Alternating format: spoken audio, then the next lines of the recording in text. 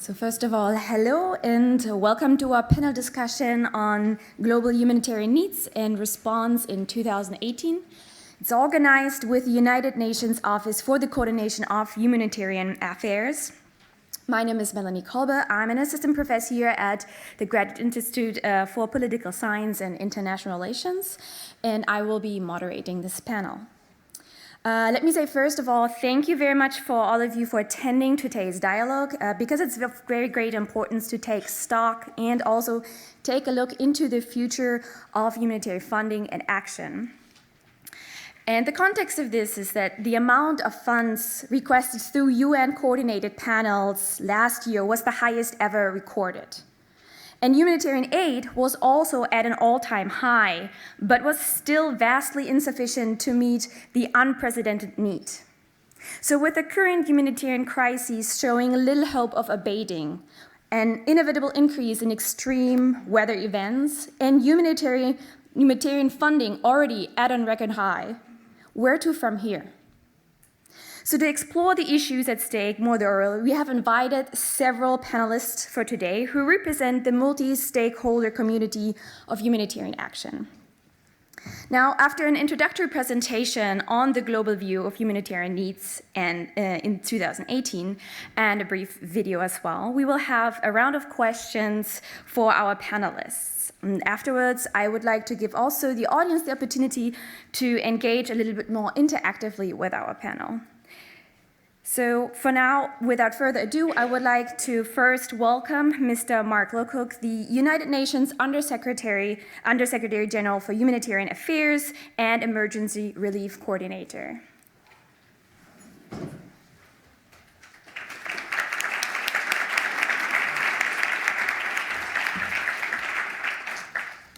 Melanie, thank you very much indeed. Good morning, everybody. So I'm really thrilled to be here today to launch the Global Humanitarian Overview for 2018. This is the world's most comprehensive, authoritative, and sophisticated assessment of humanitarian need in the year ahead. It's based on data gathered from hundreds of different sources, including from hundreds of thousands of face-to-face interviews with people affected by humanitarian crises across the 30 or 40 countries where we expect to need to deliver a humanitarian response in 2018.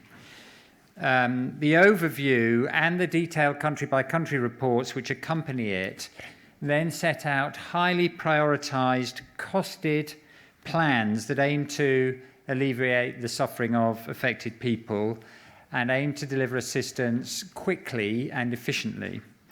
The response plans are coordinated across the UN and most of the world's leading NGOs, and they reflect participation from and inputs from governments and the Red Cross movement and a wide range of other stakeholders. In 2018, in countries with humanitarian response plans, we're projecting that 136 million people will need humanitarian assistance and protection. That is 6% higher than we were projecting for 2017 this time last year. During the course of 2017, the numbers in need have gone up, reflecting some new crises like that of the Rohingya refugees, and also reflecting a bigger problem on some of the crises that we were forecasting. The 2018 overview calls for $22.5 billion to provide urgent assistance and protection to 91 million of those affected people across 26 countries. The amount we're calling for this year to finance those strategic, carefully prepared and costed plans is a record amount. It's $300 million more than we sought last year. And that partly reflects the fact that although the agencies are getting faster and more efficient and more cost-effective in what they're doing, the cost of operating in some of the places where we have to operate is growing because they are highly insecure, and protecting the aid operation is becoming more challenging. Conflict and violence will continue to be the main drivers of humanitarian need in 2018. They force people to flee from their homes, they deny them access to adequate food, and they rob them of their means of making a living. Droughts, floods, hurricanes, and other natural disasters will also fuel humanitarian suffering. Although the risk of El Niño or La Niña is, we project, low in 2018, some scientists are forecasting an increased risk of earthquakes next year. In a number of countries where we operate, the humanitarian situation is improving. That's the case, for example, in Ethiopia, Afghanistan, Iraq, Ukraine, Mali, some other places. And it's reflected in a lower level of response planning for 2018 than we've been dealing with in 2017. Conversely, needs are expected to increase substantially in Burundi, Cameroon, the Central African Republic, the Democratic Republic of Congo, and Somalia. And there will be an exceptionally high level of need sustained in Nigeria, South Sudan, Syria and the neighbouring countries, and in Yemen. Yemen is likely to remain, in terms of the numbers of people who need help and whose lives are in immediate danger, the world's worst humanitarian crisis. Humanitarian organisations will be able to meet a lot of the needs we describe in the overview, and we know that because of what's been achieved in 2017. Donors provided record levels of funding in 2017, approaching $13 billion to the humanitarian response plans as of the end of November. That was a very generous response, but even so, it represents just 52% of the overall funds required if we were to meet all of the needs that we set out in the response plans for 2017. Humanitarian agencies have reached tens of millions of people this year, and they have unquestionably saved millions of lives. The humanitarian community helped stave off famines in South Sudan, Somalia, northeast Nigeria and Yemen, because the response in those places, which reached 13 million people, was fast and effective. It was a very shocking thing to me to contemplate at the end of last year the prospect of 4 famines in the world in 2017. There's only been one famine in the last 20 years, the one in Somalia, which took the lives of 250,000 people in 2011. Famine is something that can be eradicated from the human condition. And the response planning for 2017 showed that response could be effective. In some of the countries which were at risk of famine in 2017, we will need to sustain efforts into 2020 to stave off such an appalling tragedy again. Aid agencies also rapidly provided life-saving aid and protection to over 620,000 Rohingya refugees fleeing violence and persecution in Myanmar. They've helped millions of people displaced within their countries in places as different as the Central African Republic, the Democratic Republic of Congo, Syria and Ukraine. And they help governments to mobilize and prepare, together with regional bodies in the Caribbean, in advance of a series of record-breaking hurricanes, record-breaking in the ferocity of those storms that we saw in September.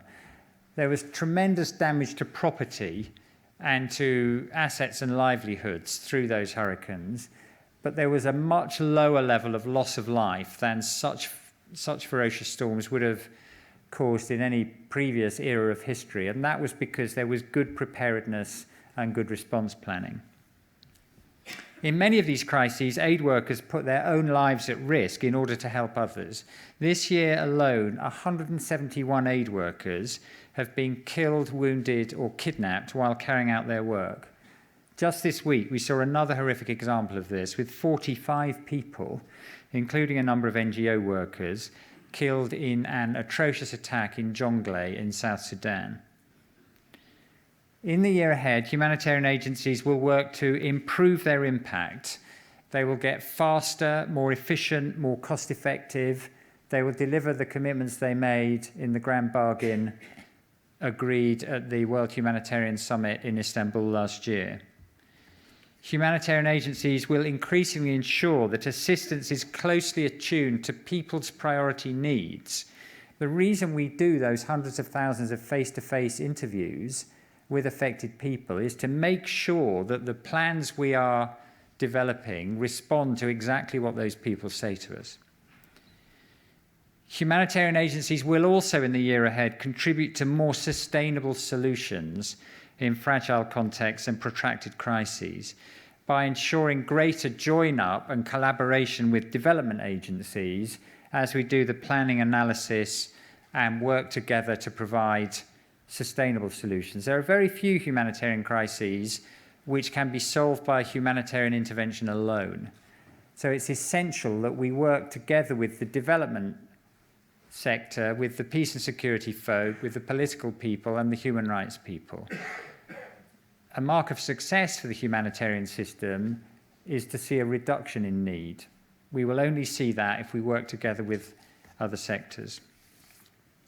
For our part in OCHA, we will aim to enlarge the country-based pooled funds, which are one of the best means there is to provide immediate, efficient financing to local actors, especially to local NGOs, and to prioritize the humanitarian financing in the countries where they operate. And we will also work to continue to expand the Central Emergency Response Fund. It's a vital lifeline when a crisis breaks out. It's typically the first provider of finance in a new crisis, and that means it is instrumental in gearing up the overall response. This year, the CERF has received $456 million as of the end of November, and that's enabled it to leverage a rapid response in the 4 famine countries, to the crisis in the Democratic Republic of Congo, and to the hurricane-hit Caribbean. I want to thank all the donors who stepped up to fund humanitarian response plans this year, and to all the supporters of the CERF and the country-based pooled funds. And I look forward to working with all of you to ensure swift support to the 2018 Global Humanitarian Overview. One thing we know is that the faster the response is, the better it is, and the cheaper it is. In particular, in times when resources are scarce, the value of speed is accentuated. Humanitarian help to people in crises is a cheap and effective way of saving lives. It costs, on average, less than $1 a day for the people we help. And it gives tens of millions of people every year the chance of a better future. So I've given you a lot of words. As you all know, pictures are worth a lot more than words. So we're now going to show you a short video capturing the highlights from the overview. Thank you very much.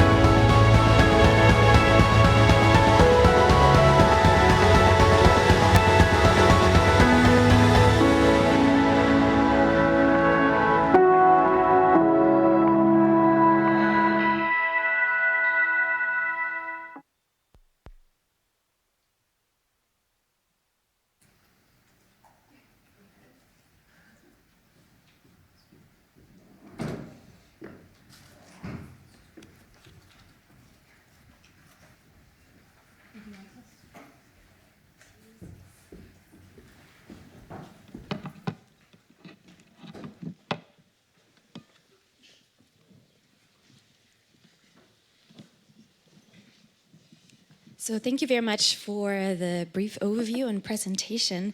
And before I move to the first questions I have for our panel, I would, of course, officially introduce everyone. As you just seen, Mark Lowcock is here to join us from OCHA. We also have next to him Mrs. Helle Thorning-Schmidt, the CEO of Save the Children International. And finally, on the other side of the panel, Mr. Mohamed Béavogui, who is the Director General at African Risk Capacity. So, and to start out with our very first question, I would actually like to address it to Helle. So, one thing we know is that as conflict situations become really protracted, the need for humanitarian relief really increases.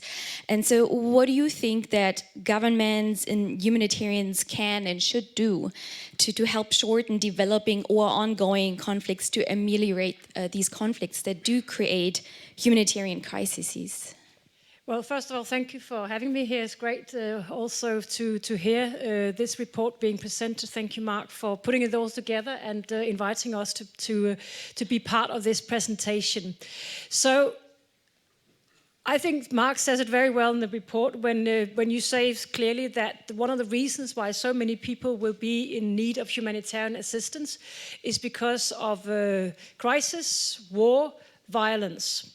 And that also means that we will see too many people having to flee where they come from. We have unprecedented numbers of people having to leave their home country, become either internal displaced or refugees.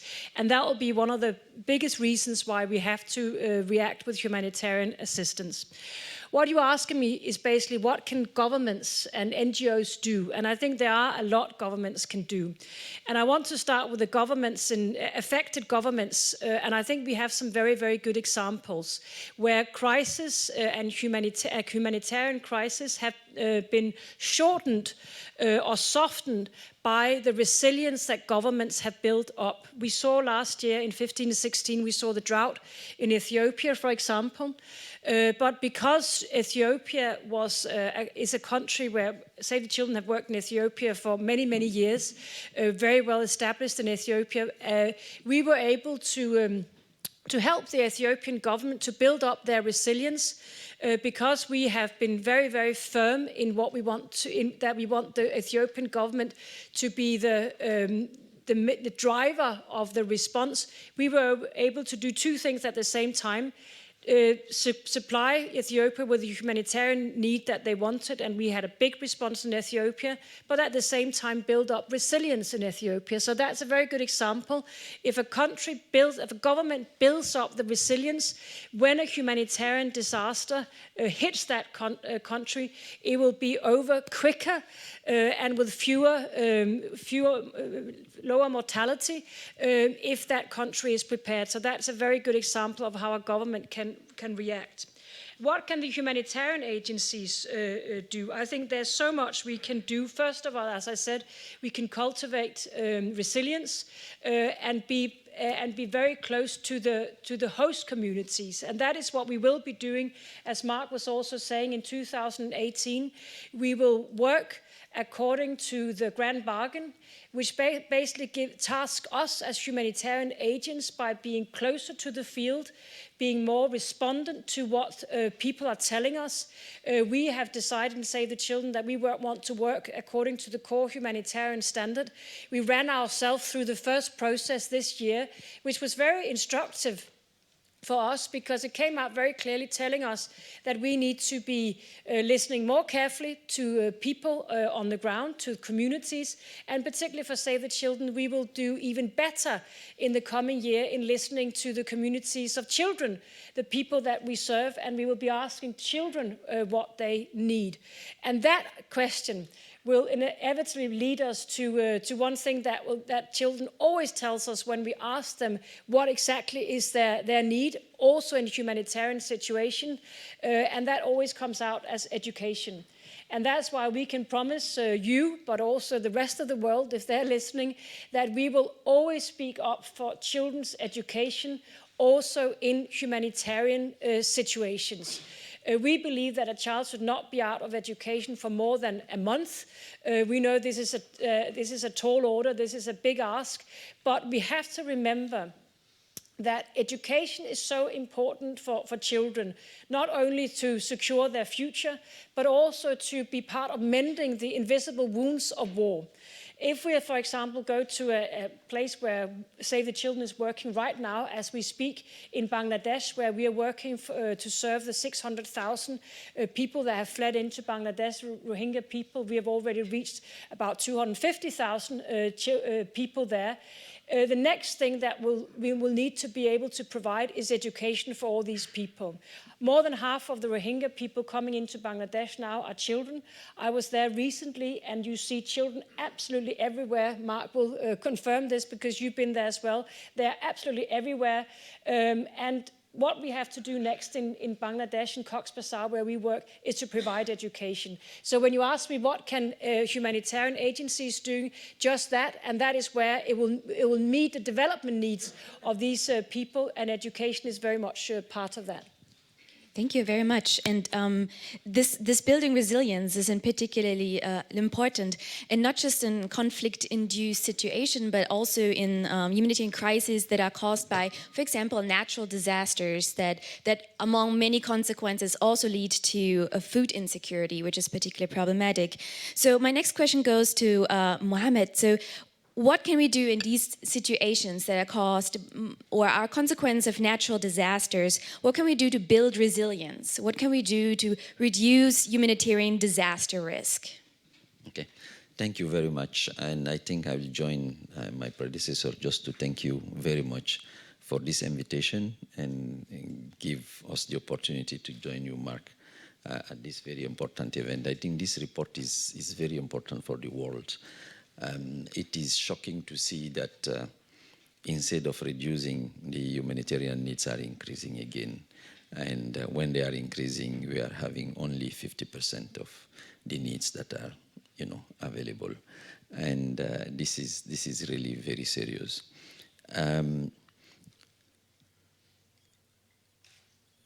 The problem we are facing today is the fact that, as just said, on one side, the humanitarian needs are increasing, but on the other side, the resources are not increasing as fast as the needs are going up.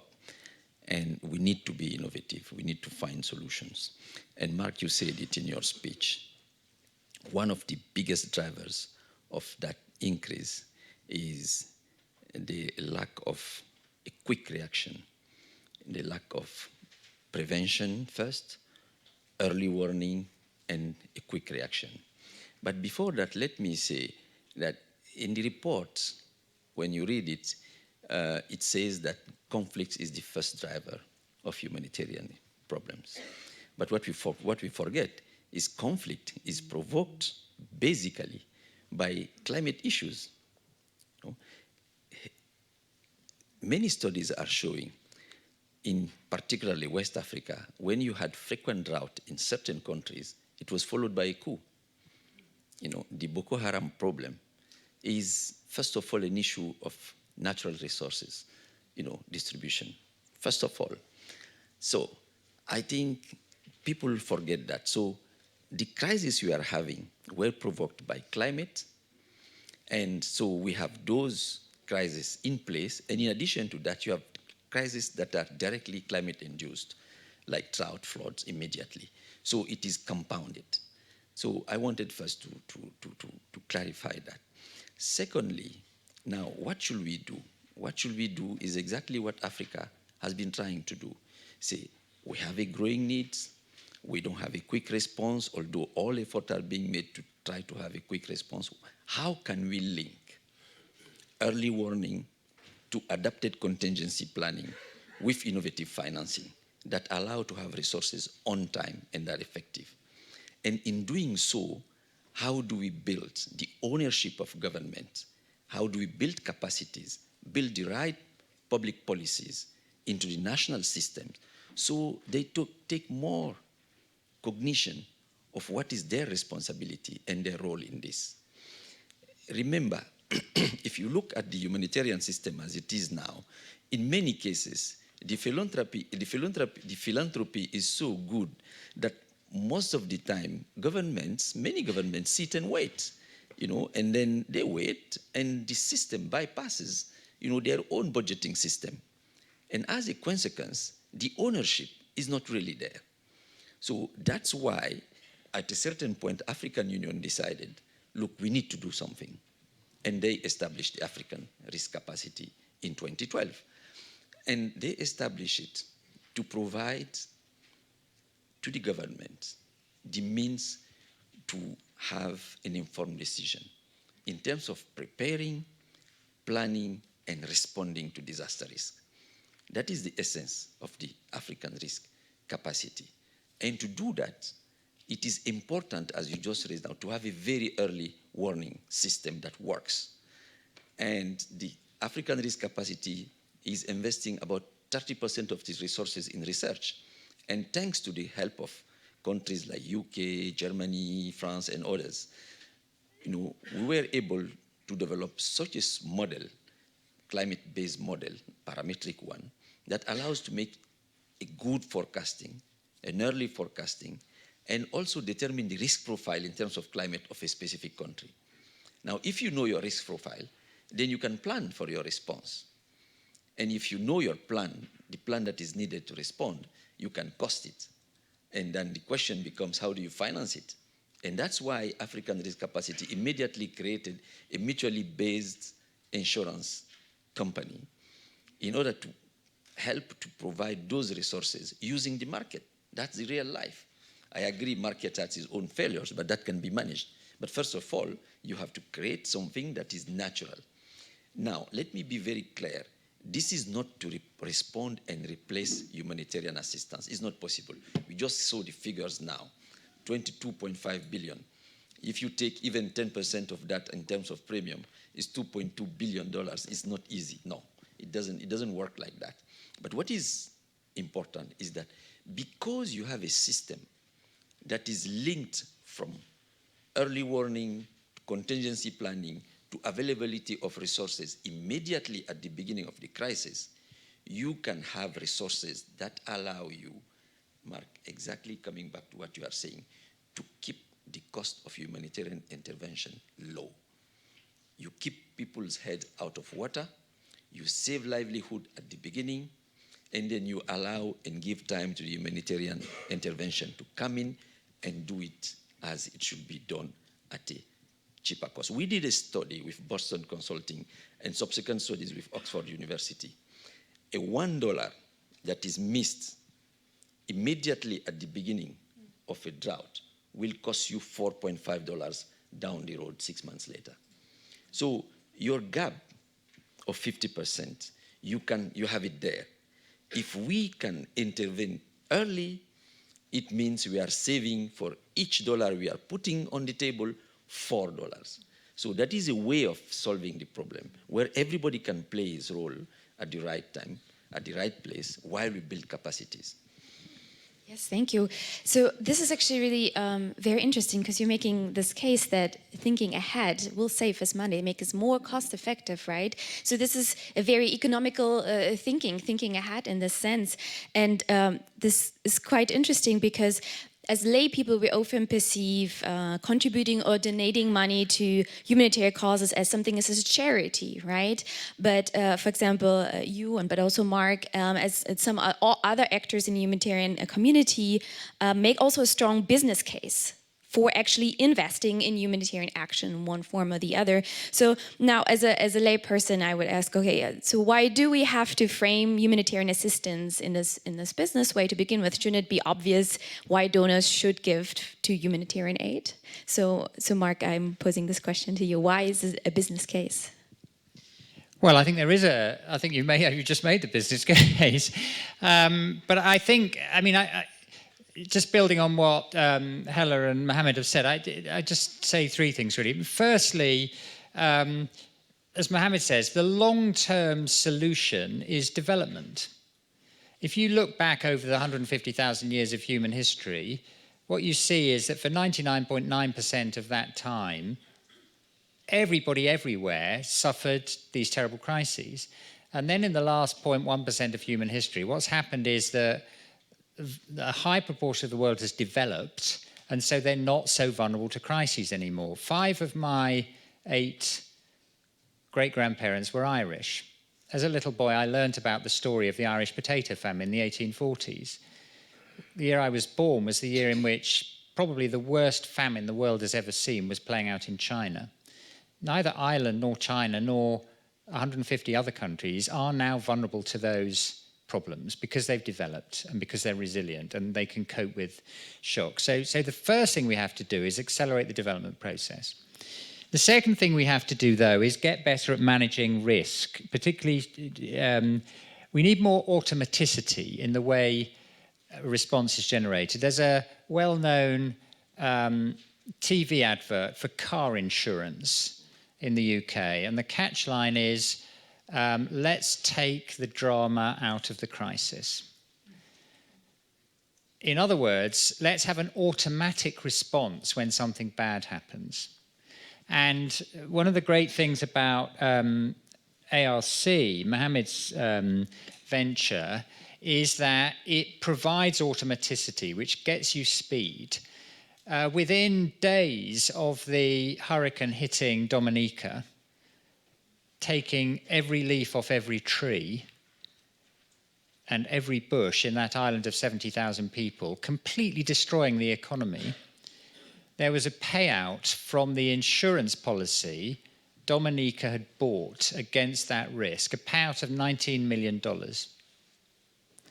And these techniques that are being piloted by ARC are much more widely applicable, particularly because it turns out that there's an inverse correlation between the risk of bad events on the eastern seaboard of the US versus those in Africa. And when you get an inverse correlation, that creates a hedging opportunity for the insurance sector. So what we need to see is more investment by the development agencies to exploit these opportunities to make disasters dull. Let's make disasters dull so that there is an automatic response immediately and a reduced number of cases where we need the adrenaline-fueled engagement of the humanitarian sector. The third thing, though, is that there will be a high preponderance of cases where, and this is particularly the cases where there is conflict, where we need to strengthen the capability of the humanitarian sector to respond, often in cases where aid workers atrociously themselves become a target. And I think what we need is a further phase of innovation of the sort that we've had over the last 25 years in dealing with these crises. So to take the example of famine, for example, first job I had was working on the famine in Ethiopia in 1984-5. And one of the reasons why 1 million people lost their lives in that famine was because levels of understanding of how to deal with famines were underdeveloped. The response was mostly about food provision. Actually, as we know now, the things that kill people in famines are measles and respiratory infections and other diseases that a healthy person can fight off. So we now know that it's not enough just to provide the food. You need a comprehensive response, which includes the therapeutic feeding for children, which didn't exist in the mid-1980s when I was first working on these issues. But you also need the comprehensive medical services. But there's lots of other things for us to learn about improving the efficiency of response in these in the crises where the agencies have still to be engaged. Part of it also is finding ways to operate when the aid sector itself is potentially a source of attack, and there by terrorists or whoever. There, I think we're just in the foothills of understanding the scope for using remote monitoring and independent scrutiny, mystery shopper techniques, so we can see what's going on and find out where the people in need are. The use of mobile money, the use of much greater use of commercial markets. almost everywhere, if there's purchasing power, commercial markets will keep working. We need to equip the sector much more effectively to operate where you have to be a bit less visible. And then you move beyond this question of should you do this as a sort of moral responsibility or for your own interests. Actually, both those two things overlap is what we've seen in the last 10 years. That the financiers of humanitarian action have come to see that it's not just in part of their moral responsibility to deal quickly with crises where they start, it's also in their own interest, because all these crises we're seeing in a globalized world, on a planet that's getting smaller and smaller, have spillover effects and they spread fast. So it doesn't really matter what your motivation is, whichever of those things it is, your interests are dealing with crises better in all those ways. Thank you very much. So one thing I can hear in many of the contributions so far is that often the humanitarian and the development mandate, they kind of converge. And I would like Helle in particular, because you're the CEO of an organization that in particular stresses that those two things can go hand in hand. Given that we have limited funds and the funds are just not enough, can you give us an example? Where exactly can we see in practice that these two mandates of humanitarian assistance and development come together in one and the same issue? Well, first of all, I think it's so interesting to discuss this whole insurance capability and make disasters dull. I think that should be the mantra leaving from here. But I want to challenge something I reacted to that you were saying, Mohamed. That you're saying that it is climate change that are causing the most humanitarian situations. I agree. I mean, I think climate change is a big thing, but I think we also need to realize that the worst humanitarian crisis that we see right now in Yemen, in Bangladesh, where we are seeing the Rohingya people coming in Syria, that is actually nothing to do with climate change. Absolutely nothing. It is completely, utterly man-made humanitarian crisis. And these are crises that in Syria has been going on for many years. In the Rohingya crisis, so the situation for the Rohingya people will probably go on for many, many years as well. So this thing is important to remember, because that is something you can actually do something about. When it's man-made, you could also try to create solutions at its source, which is to stop the violence and the war that creates so immense human suffering. So that was just one thing. Where does development and humanitarian meet? I mean, we've been discussing that for years. And I think we need to go back to like the really practical parts of this. And that's why I always end up, for example, when we are building the camps right now in Bangladesh, I mean, first of all, it doesn't really reflect reality to say build camps, because what has happened in Bangladesh is that 600,000 people, which is a lot of people, have just come in and have built their own huts, basically, with whatever we were able to provide them, tarpaulin and sticks, basically. These are very resourceful people, so they can do that. But what we are thinking in Bangladesh right now is that if these people are going to stay there for a long time, we need to build the camps so that they can remain there for some time. Of course, that needs the Bangladesh government to be part of that. But we have to build a situation where we understand that these people might be there for many years. That means that there has to be a camp that you can live in. But for us as Save the Children, it will always mean that we also have to build learning facilities for these children. Because we cannot have a situation where we add all these children to the children in Syria who does not go to school, to the children in Yemen who does not go to school. I think, Mark, you were saying that some children have been out of school for a year. In Syria, it's a similar case. We cannot say to these children that we're not providing education. So where I really feel that development meets humanitarian assistance is when we talk about providing education for children, and that is extremely important. Just one last word on speed, just to take responsibility back to the humanitarian agencies. We will work very hard in 2018, and I don't know if I said that enough before.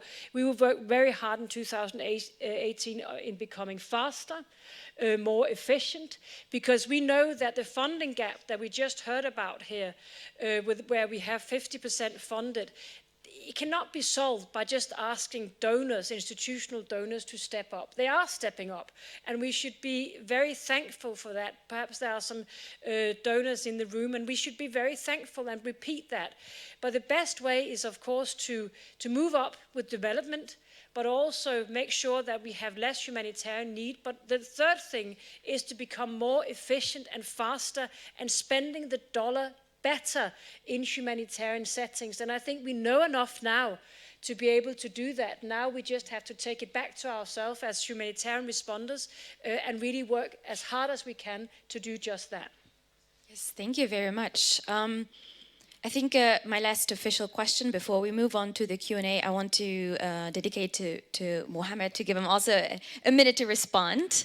And one thing, it's particularly interesting, and maybe I'm self-interested here, but I'm interested in the focusing on prevention in particular. How is it possible to develop these early warning systems? It sounds very fancy. What does that mean in practice, and how is it popularized? The background is I am a political scientist for migration studies, and back in the 80s and 90s there was a lot of discussion about doing early warning systems for big migration, right? So I'm also interested in connection with humanitarian disasters. How is this progressing? What does this mean in practice? Thank you very much. First of all, you are giving me, you said yourself, I have the right of response.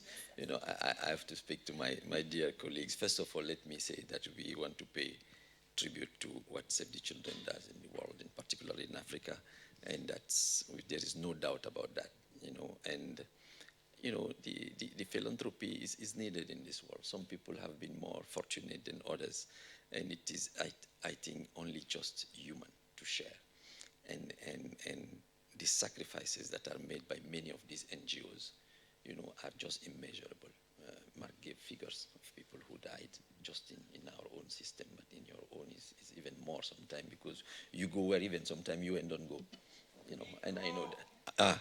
You go, sorry, you go sometime where UN itself doesn't go. I'm from UN, so I know they'll tell me, no, you don't have security clearance, you cannot go there. You guys don't care about security clearance, and you just go. I think we have to respect that.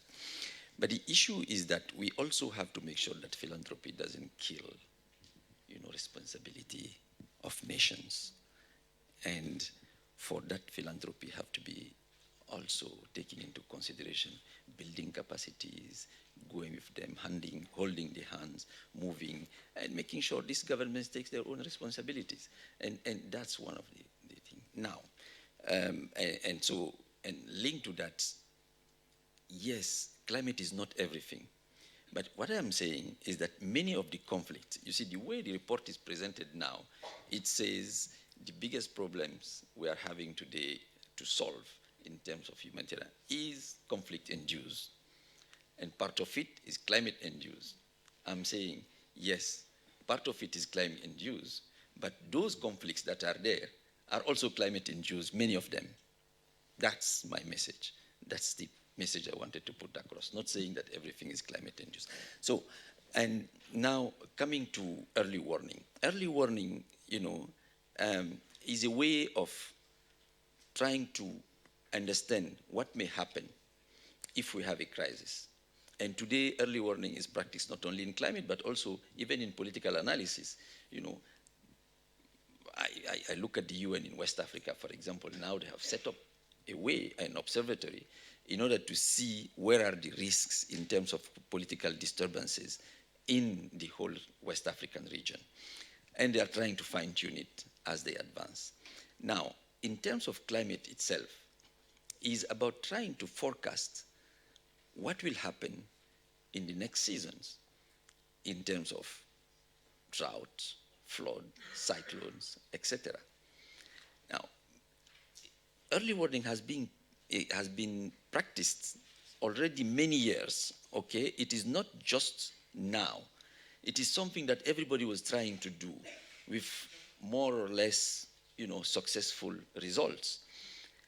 But since the establishment of, since the launching of satellites, we are having, a leapfrog in terms of instruments using technology. And using technology, models are now developed today to forecast. And one of those is used by ARC, I will say developed by ARC, with the help, of course, of the international community, to forecast drought. What does it mean? It means that with that software, you can define the risk profile of a specific country or a specific region. That's one. Secondly, linked to satellites that constantly observe the concerned territory, you can observe the evolution of climate and forecast what will happen in the coming months. Okay? And you can also use that same instrument, since it is a common instrument that can be read by the country, by the insurer in our case, and by the reinsurer. You can use that instrument as a common instrument for everybody to have a deal. And that deal is called a policy through the insurance and a reinsurance. So that's how we are trying to work now. And through this, we have already we are already given signed policies with eight countries, and African countries disbursed about $50 million in terms of premium. So the coverage from those $50 million is around $200 million. And if we take again the figures of Mark, that $1 a day, so you imagine what does it mean. So, and out of that, we had 35 million payout to 4 countries. So, and this is something that is local.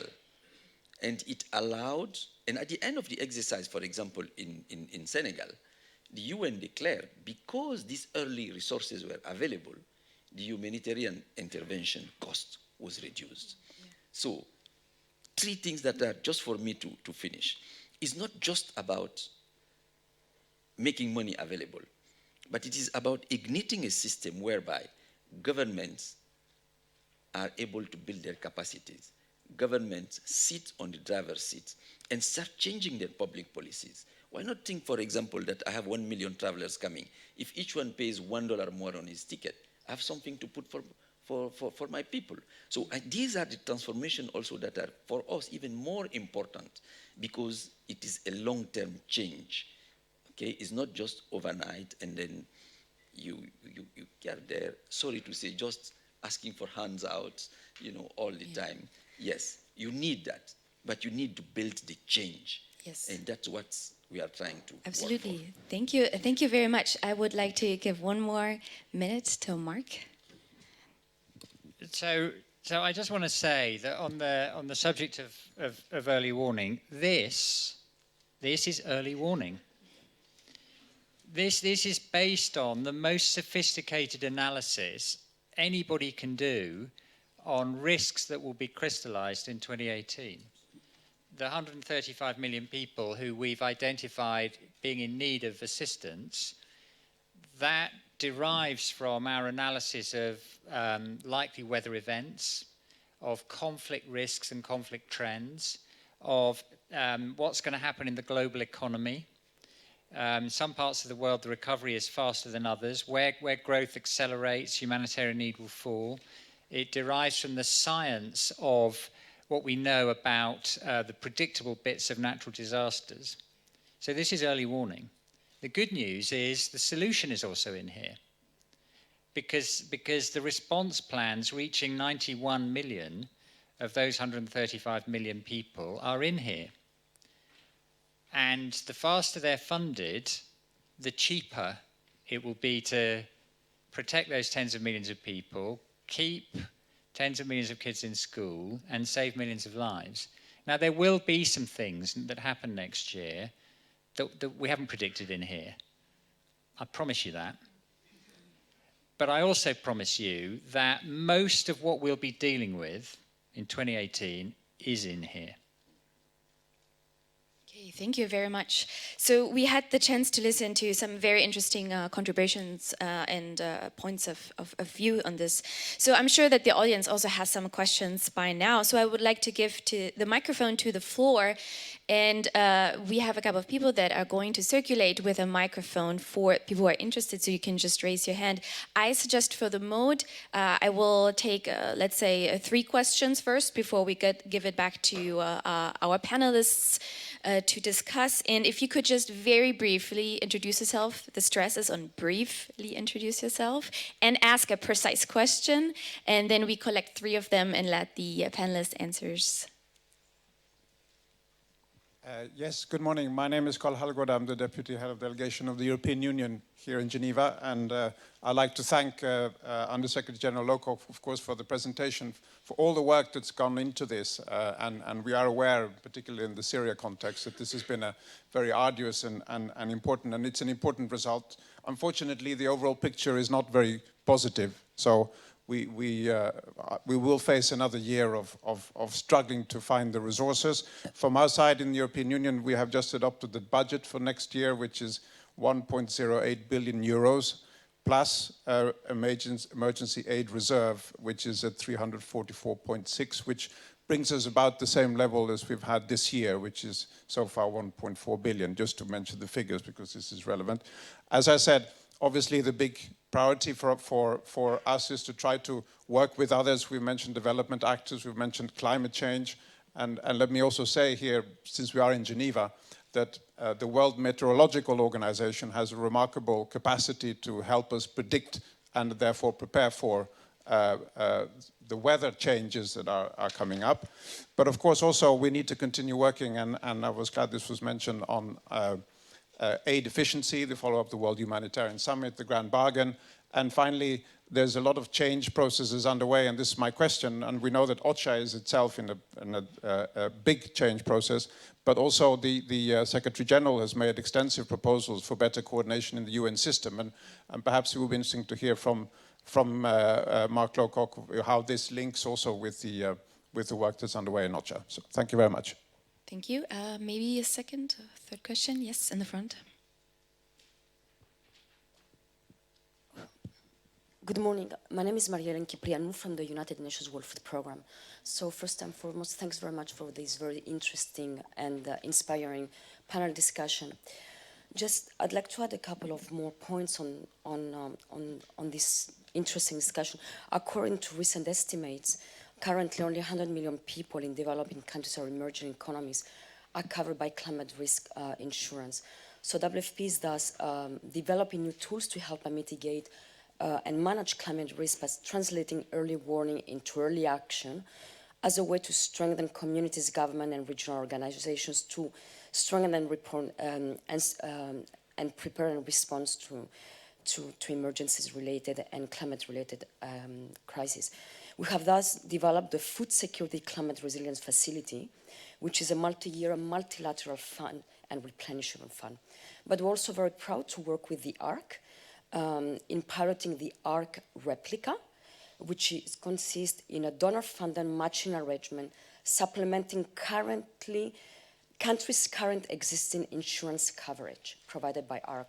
So we thought that was also an interesting point that we wanted to raise during this meeting. I would also like to pose 2 questions, one to Mr. Lowcock and one to Mr. Béavogui. Mr. Béavogui, our question is, going forward, apart from financing, what do you see as the biggest challenges to expanding countries' access to climate risk insurance coverage? And to Mr. Lowcock, the GHO, the Global Humanitarian Overview, is right in highlighting the potential of international financial institutions and private sector financing in enabling more joint needs assessment, data-driven programming, and prevention-focused action to ensure that we can set and meet collective outcomes. However, this is something that we have heard in the past. How do you see today's global operational context presenting opportunities for UN humanitarian actors and wider, humanitarian development actors to tap into this pool of financing? And how can we best integrate our efforts as a system to avoid duplication? Thank you very much. Thank you. So we have, I think, 3 questions. One of them, or 2 of them, overlapping on questions of coordination, if I understood this right. So, Mark, do you want to start out? Thank you very much. Firstly, I do want to pay tribute to the role that the EU and the Commission and ECHO and DG Dev play in this space, because you are one of the leaders in providing not just the financing but the intellectual contributions and the coordination service. And one of the things I didn't say in my presentation is that we do think that there's going to be about 7 countries where it would be sensible to organise significant international events in the first part of next year to help with the policy response to and financing for crises. And the EU has already announced that it will organise again probably the most complex and largest of those, which is to deal with the Syria region in the spring of next year. So thank you very much indeed for that. I think it's a really important contribution. It is very important that the whole of the humanitarian response sector become as efficient as possible, because when the needs are growing and the financing is at record levels but can't fill the gap, one of the things you have to do is make every euro, dollar, yen, pound work as hard as possible, and that means being efficient. So what that means for us in OCHA, bearing in mind that we know that what it costs to run OCHA, which is 95% financed by our generous donors, would otherwise be available for other means of response. It's really incumbent on us to be as efficient and effective as we can be. And OCHA is going to get smaller but better. We're going through a consolidation period. We're going to be more field focused, so a higher proportion of our activities will be in our frontline country offices. We provide services nobody else can provide to the humanitarian sector at the country level, and we're going to be focused even more strongly on that, and we'll be a bit smaller in our New York and Geneva headquarters locations. Coordination does save lives, and I see that everywhere I go, where I see the brilliant work of my colleagues. So just to give you one example, I was in Yemen for a week a month ago, and one of the services that OCHA provides there is basically a deconfliction system. As you all know, there's a very hot war going on in Yemen, and you see the results of that even as a visitor for a short period. Within hours of my arrival in Sana'a, there were 6 airstrikes in the vicinity of my offices. And my staff, as they commonly do, have to go to the basement and protect themselves. Now, at the same time as this hot war going on, there is a massive aid operation with thousands of aid workers and hundreds of trucks traveling around the country the whole time.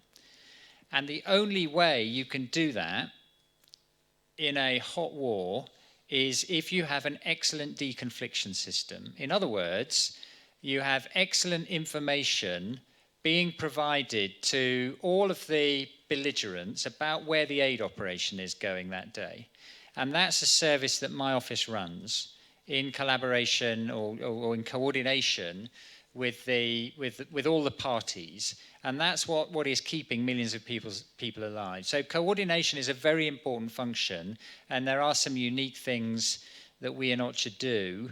I could give you a much longer list of the unique things we do. And so it's good to invest in us, but we do take seriously the responsibility to be efficient and field focused. And that is something that, you know, in wider parts of my role, supporting Antonio Guterres in the very ambitious and important overall reform programs that he was elected with a mandate to deliver as Secretary General, including, crucially, the reform of the UN development system, as part of which we want, building on some of the things I've said earlier this morning, to strengthen collaboration between the development system and the humanitarian system.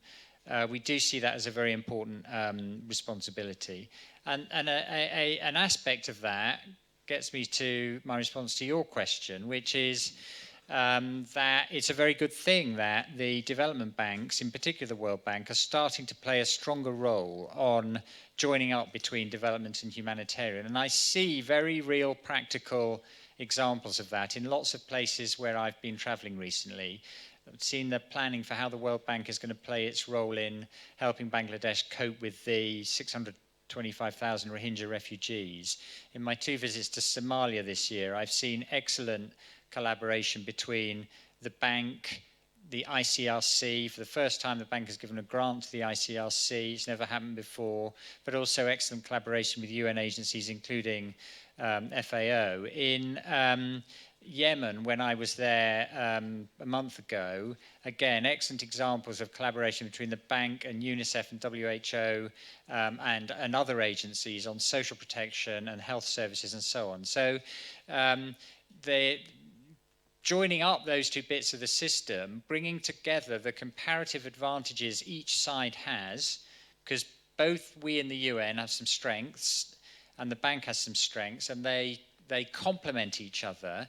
There is a lot of opportunity both to reduce immediate suffering and to reduce the deal with the underlying causes and provide solutions. And I think this is one of the most exciting bits of the forward agenda, and it's incumbent on us to seize the opportunity we've been provided with to do things better by that join-up.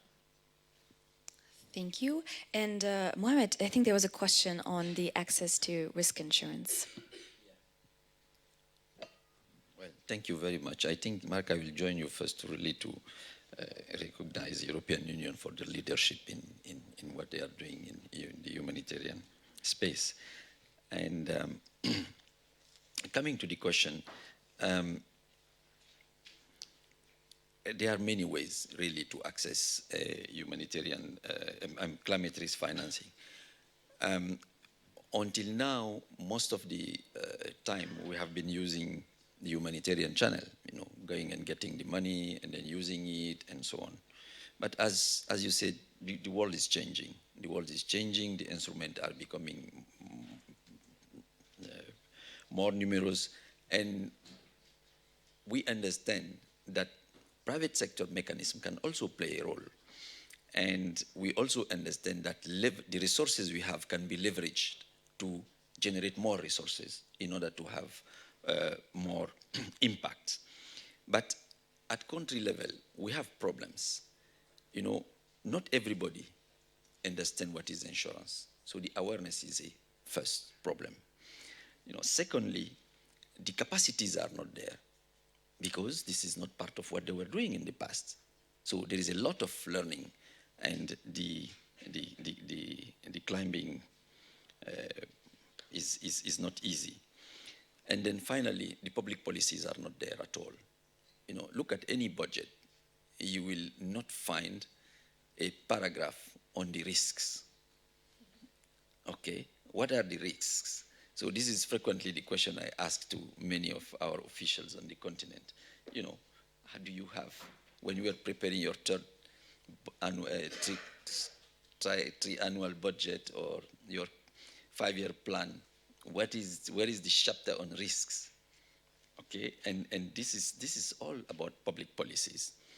Now, we are trying to respond to that.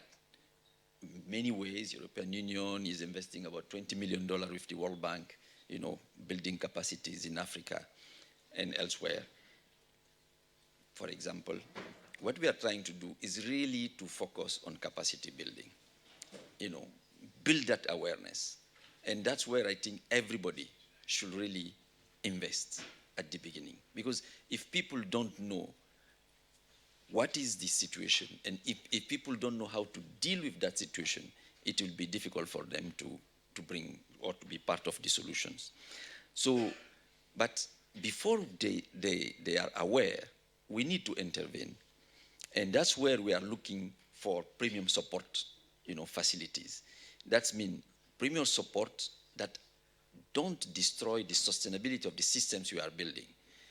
It's like a kind of compact saying we will support you as long as you are developing your capacities, you are transforming your policies, and progressively we'll be reducing our premium because you have system in place that will replace progressively the system that is coming in.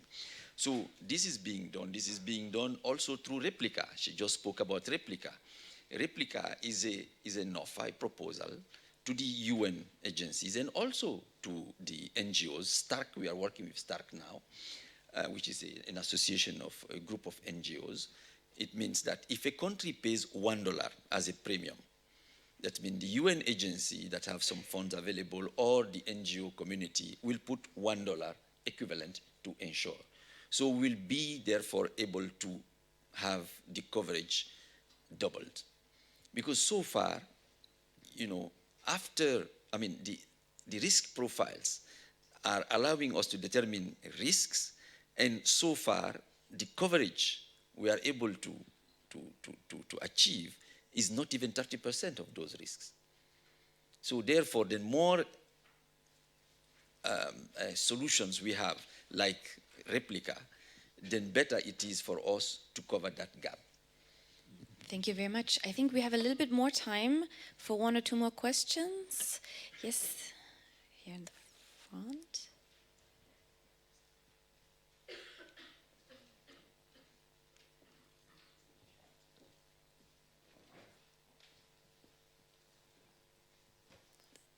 Actually, the lady in the front first. And then we come back to the gentleman. Thank you. Thank you very much. My name is Ingunn Vatne. I'm a Minister Counselor at the Norwegian mission here in Geneva. Thank you all very much for the interesting presentations that really highlight the importance of our sustained joint humanitarian action. Now, I have a comment and a question on the issue of education in emergencies. First, we're very pleased to see Ms. Helle Thorning-Schmidt at the panel highlighting the importance of education in humanitarian crisis. And we agree with everything that you said about the importance of continuation of education, education being an essential part of the humanitarian development nexus and so on, and the fact that education can be used to address trauma, for example. I would like to add that we also see education in emergencies as a life-saving and protection measure. And we also see that schools can provide a center for other types of humanitarian assistance to reach children and families, for instance, within nutrition.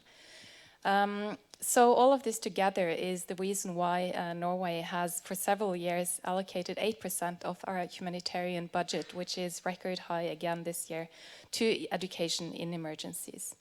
However, we see that education is often one of the less funded sectors of the humanitarian response plans. It will be interesting to see the statistics for 2017, but so far that has been the case. So my question is, what can be done to increase funding for education? Thank you.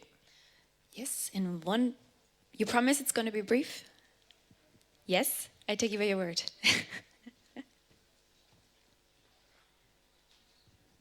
Thank you to give me the last word. Yes, my name is Riyad Bazia. I'm a member of civil society based in Geneva. Such as I am humanitarian, one of my specialty international humanitarian law. I will be brief, yes. But before I raise my question, let me share my reflections with you and a comment. Briefly, yes. Humanitarian needs, it means we are over rights, over law. Though, then the needs are assistance, aid, yes, it's true.